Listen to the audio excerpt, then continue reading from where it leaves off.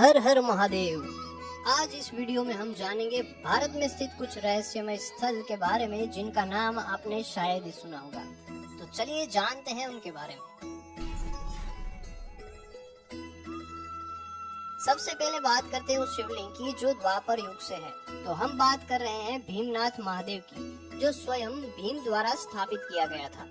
जब पांडव वनवास के लिए निकले थे तो वे कहीं पर भी एक रात से ज्यादा नहीं रुकते थे। तब वे गुजरात के वडोदरा में इसी स्थान पर रुके हुए थे और भीम का नियम था वे भगवान शिव की पूजा किए बिना भोजन नहीं करते थे।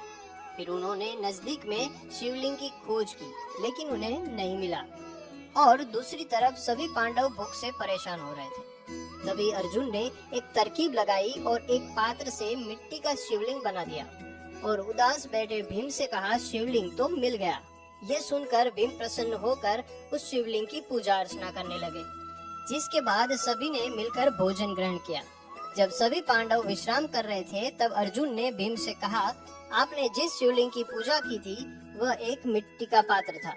फिर उन्होंने उस शिवलिंग पर गदा से प्रहार किया तो वह शिवलिंग टूट के एक असली शिवलिंग प्रकट हुआ और आज भी इस शिवलिंग पर भीम की गदा का वार देखा जा सकता है।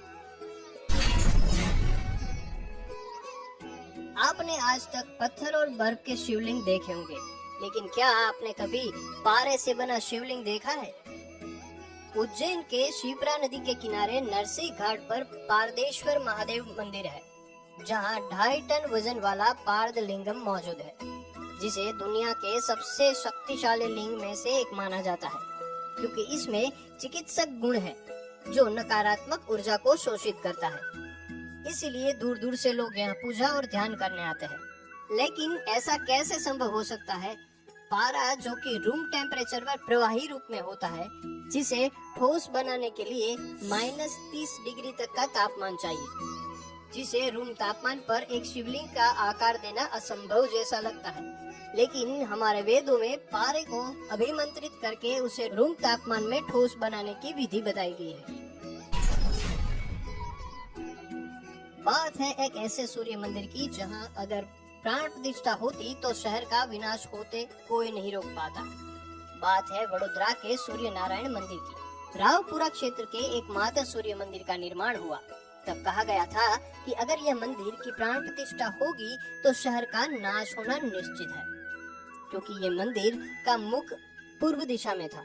तकरीबन 200 साल पहले 1793 से 1802 के दौरान दीवान राव जी उप जी ने यह मंदिर अपनी दूसरी पत्नी के लिए बनाया था। सूर्यदेव की सुंदर मूर्ति के साथ परिसर में विशाल हाथी की प्रतिमा भी देखने को मिलती है। तो अब इस मंदिर के प्राण प्रतिष्ठा का एक ही निवारण था कि मंदिर के मुख के पास हाथी की विशाल प्रतिमा बनवाई जाए। विघ्न निवारण के लिए बनी ये हाथी की प्रतिमा आज भी दर्शनार्थियों का ध्यान केंद्रित करती है।